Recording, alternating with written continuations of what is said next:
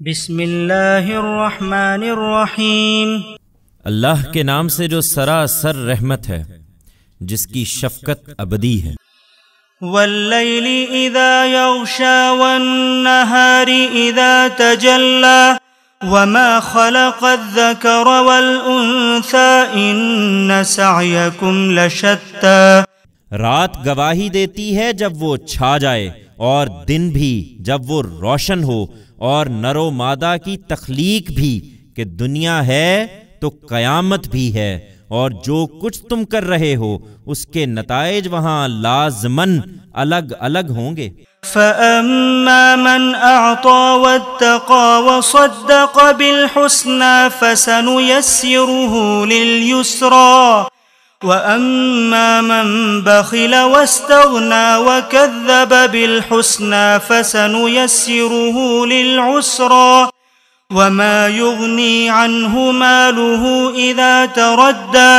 پھر جس نے راہ خدا میں دیا اور پرہیزگاری اختیار کی اور اچھے انجام کو سچ مانا، اسے ہم سہج سہج راحت میں لے جائیں گے، اور جس نے بخل کیا اور بے پرواہی برتی اور اچھے انجام کو جھٹلایا، اسے ہم سہج سہج سختی میں پہنچا دیں گے، اور اس کے کیا کام آئے گا اس کا مال جب وہ گڑھے میں گرے گا۔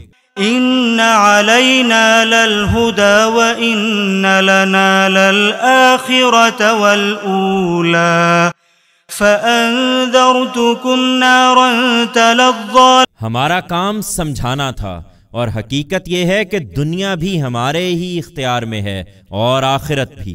سو ام القریٰ کے رہنے والوں، میں نے دہکتی آگ سے تمہیں خبردار کر دیا ہے۔